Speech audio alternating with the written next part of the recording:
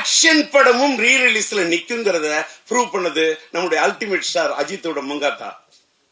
மங்காத்தா ரீ ரிலீஸ்யா, அது கூட அத்தனை புது படத்தை விடுறாங்க, நிக்கலையே, புது படங்கள் விக்கலையே. என்ன காரணம்? பையனோட பிறந்த நாள், உணர்ச்சி வசப்படாம இருக்கணும், தன்மையா பேசணும், மென்மையா பேசணும் அப்படின்னு மென்டலா என்ன ப்ரிப்பேர் பண்ணிட்டு வந்தேன்.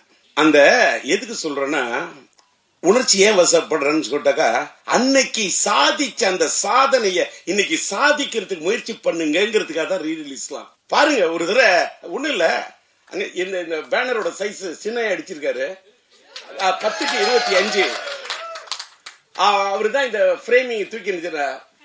அதாவது பார்த்தா கிட்ட போய் அந்த ஒரு போட்டோ பார்த்தா அப்படியே என் பையன் தான் அந்த என்ன என்ன என்ன அந்த என்ன கலர் சேச்சுரேட், என்ன பியூட்டிஃபுல்லா, என்ன பிக்சல் ரேட்டு, அப்படியே நேர்ல பாக்குறது மாதிரி ஒரு கலைஞன். அந்த பிரிண்டிங் கூட, அந்த ஸ்டில் போட்டோகிராஃபி யார் எடுத்திருப்பான், அதை எப்படி பிரிண்ட் பண்ணிருப்பாங்க, இதெல்லாம் நான் ரசிக்கிறேன். நான் கலா ரசிகன்.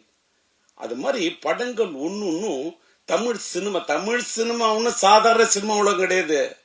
பல சாதனைகள் கொடுத்த சினிமா உலகம். இன்னைக்கு கொஞ்சம் அப்படி சறுக்கிக்கிட்டு இருக்கலாம். ஒரு காலகட்டம் சறுக்கணும், ஒரு காலகட்டம் சரித்திரத்தை ஏற்படுத்தும்.